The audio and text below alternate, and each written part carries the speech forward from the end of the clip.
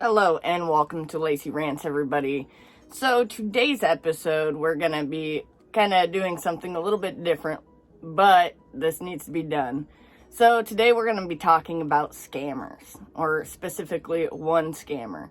So I know that you guys have probably heard of like the Frazier Fest or like TanaCon, and these are like huge events that were utter disasters and ended up scamming the hell out of their fans. So anyways, today we're going to be talking about James Frazier.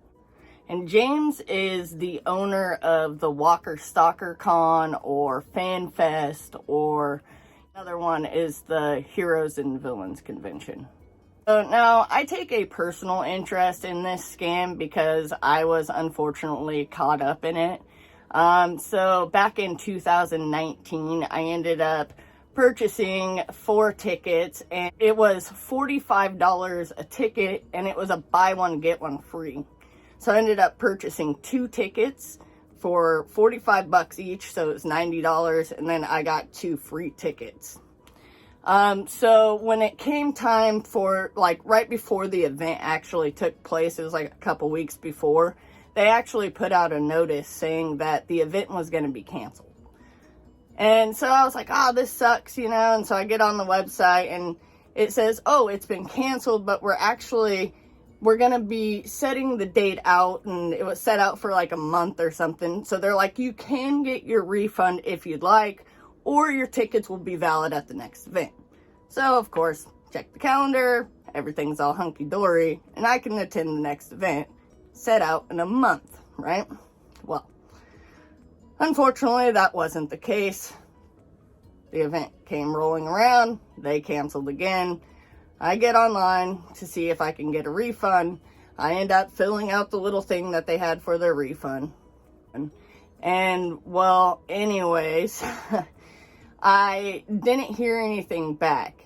So I reached out and I was just like, hey, what's going on with my refund? And I actually ended up getting an email back, and I'll go ahead and throw that email up on the screen right now.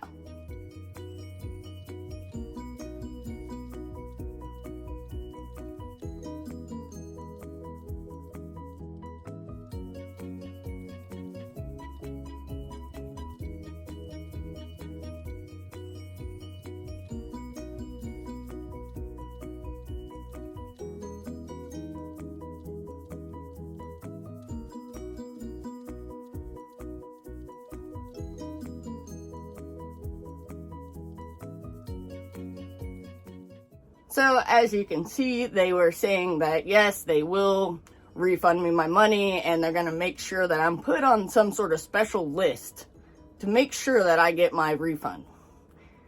Promises, promises, promises. But anyways, that was more than a lot of other people got. A lot of other people couldn't even get a response back from them, so I guess I'm lucky in some way. But anyways, their whole canceling and then saying that, you can use your tickets at a later event, that'll come into play later in the story, so we'll definitely get back to that. So, what exactly is going on here? Well, in short, this guy named James Frazier, I don't know exactly how to say his name, I'll put that up on the screen as well. He ended up putting on these Comic-Con-like events, and he took people's money, he didn't follow through with the events, and then he didn't follow through with refunds like he said he was going to.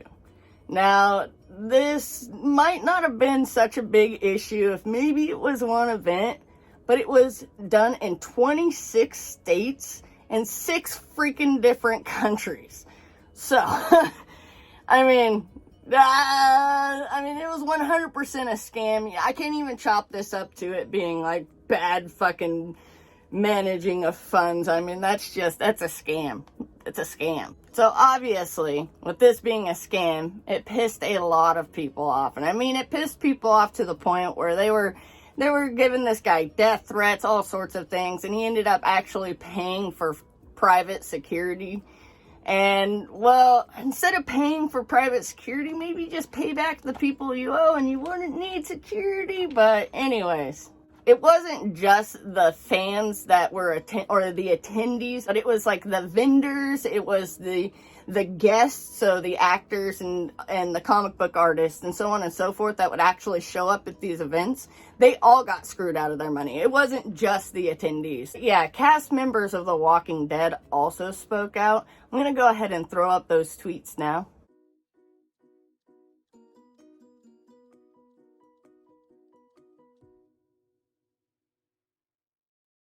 So, as you can see, I mean, so if you guys don't know, that was King Ezekiel from The Walking Dead, and you can tell that he is pretty pissed. I mean, he says, we gotta end this, you know, like, we gotta figure out a way to end this shit, you know. So obviously, I mean, this wasn't just affecting the attendees.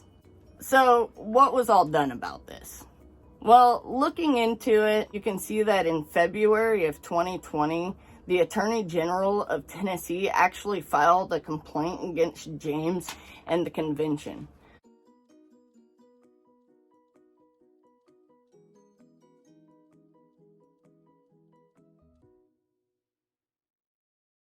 So what exactly did this complaint outline? Well, it outlined that he ran this scam on 26 different states and 6 different countries. So, I mean, the guy was pretty much screwed.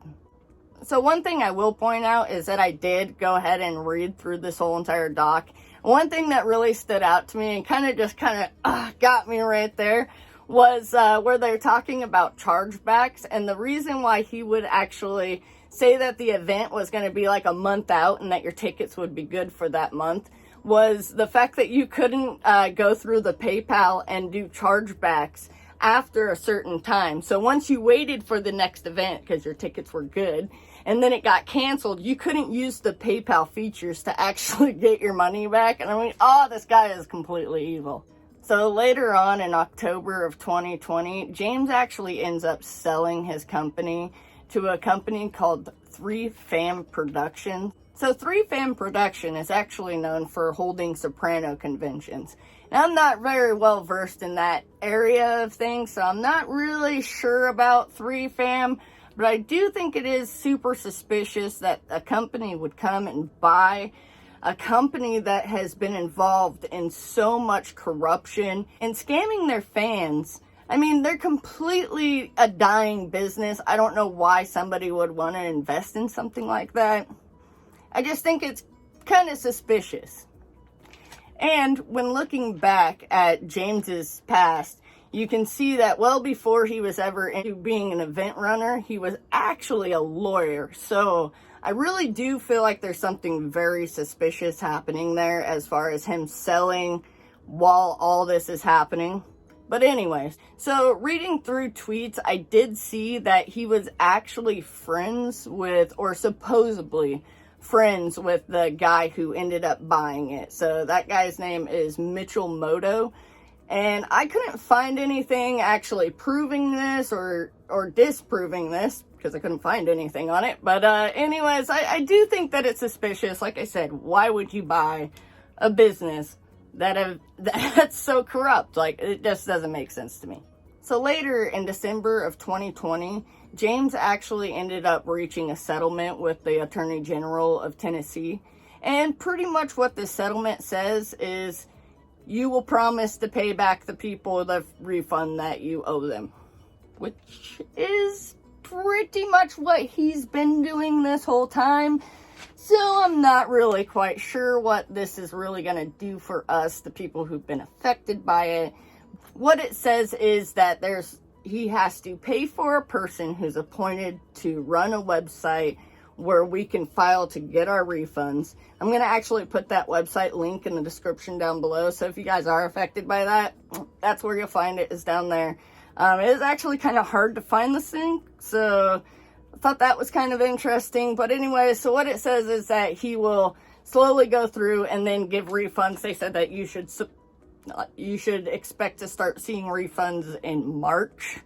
So who knows how that's actually going to go. Looking into his financial situation at this time, I would say that we're probably not going to see anything. He owes over $1 million in debt, and that's not including like the refunds and stuff that he owes us. And then he's also like, he's got his home in foreclosure right now, and like, I mean, I'm pretty positive that this guy isn't gonna have a penny to give anybody. But anyways, I guess future events of the 3 fam, a small percentage of that is supposed to be going towards the refund. I don't know if that was some sort of business deal that he made when he sold it to 3 fam, but why would you buy a dying business and then offer to pay off their corruption? It doesn't make sense to me. Anyways, if you guys were affected by this, let me know down in the comments what you think about everything that's going on. All right. Anyways, thank you guys so much for watching.